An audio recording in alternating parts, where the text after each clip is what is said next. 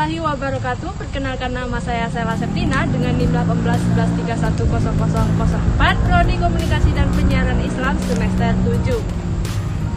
Di sini saya akan membahas mengenai mekanisme pendirian media massa pada bab 6 bagian A dalam buku karya Ade Putranto Prasetyo. Langsung saja pada pembahasan ini terdapat 2 poin penting yang akan dibahas. Yang pertama, aturan hukum dalam mendirikan perusahaan media massa. Nah, dalam hal ini terdapat 2 aturan, yakni berdasarkan Undang-Undang Pers Nomor 40 Tahun 1999 dalam bab 4 pasal 9 sampai dengan pasal 14 setidaknya ada 8 ketentuan yang harus kita ketahui. Yang pertama, perusahaan pers berbentuk Badan Hukum Perkumpulan Indonesia yang telah mendapat pengesahan dari Departemen Hukum dan HAM. Yang kedua, perusahaan pers dapat didirikan di tingkat nasional ataupun di tingkat provinsi. Yang ketiga, kantor pusat pers berkedudukan di ibu kota provinsi atau di ibu kota negara. Yang keempat, memiliki pengurus pusat setidaknya ketua, sekretaris, bendahara, dan 2 orang pengurus lainnya. Yang kelima, organisasi pers memiliki mekanisme pergantian pengurus melalui sistem yang demokratis, yaitu 5 tahun sekali. Yang keenam, anggota perusahaan yang diatur dengan keputusan Dewan Pers. Yang ketujuh, minimum keanggotaan untuk media cetak 100 orang, media radio 200 orang, dan media televisi 8 orang. Yang kedelapan yaitu anggota organisasi diverifikasi dan terdaftar di Dewan Pers. Dan peraturan Dewan Pers tentang standar perusahaan nomor 4 peraturan DP-3/2008 setidaknya ada 2 hal yang dimuat, yaitu yang pertama, perusahaan pers berbadan hukum PT dan badan-badan hukum yang dibentuk berdasarkan peraturan perundang-undangan. Yang kedua, perusahaan pers memiliki modal sekurang-kurangnya 50 juta rupiah atau ditentukan oleh peraturan Dewan Pers. Lanjut ke poin kedua, yaitu persyaratan mendirikan perusahaan media massa. Sebenarnya cukup mudah, hanya ada 2 persyaratan yang harus dipenuhi.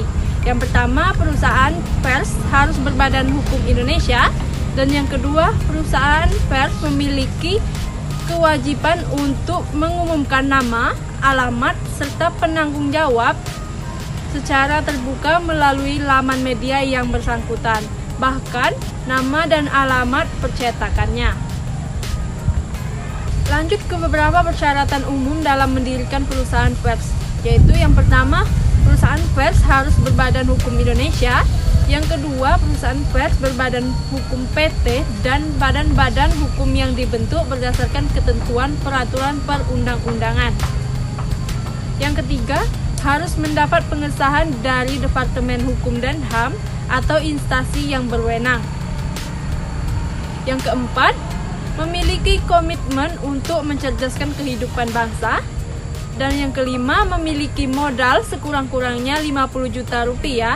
Yang keenam, memiliki keuangan yang cukup untuk menjalankan perusahaan pers sekurang-kurangnya selama 6 bulan ke depan. Yang ketujuh, penambahan modal asing yang dilakukan melalui pasar modal dan tidak boleh mencapai mayoritas, tidak boleh lebih dari 20% dari seluruh modal sebelumnya. Yang kedelapan, perusahaan pers harus memberi upah wartawan dan karyawannya sesuai dengan upah minimum provinsi minimal 12 kali setahun. 9. Perusahaan pers memberi kesejahteraan lainnya kepada wartawan dan karyawannya seperti peningkatan gaji, bonus, dan lainnya. Yang ke-10, perusahaan pers wajib memberikan perlindungan hukum kepada wartawan dan karyawannya.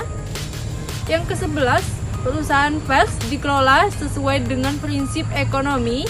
Yang ke-12, perusahaan pers memberikan pendidikan dan pelatihan kepada wartawan dan karyawannya untuk keprofesionalan mereka. Yang ke-13, pemutusan hubungan kerja wartawan dan karyawannya. Perusahaan pers tidak boleh bertentangan dengan prinsip kemerdekaan pers dan harus mengikuti Undang-Undang Ketenagakerjaan. Yang ke-14, perusahaan pers media cetak diverifikasi oleh organisasi perusahaan pers dan perusahaan pers media penyiaran diverifikasi oleh Komisi Penyiaran Indonesia. Itu saja pembahasan saya kali ini, semoga bermanfaat untuk kita semua. Saya Sela Septina pamit undur diri.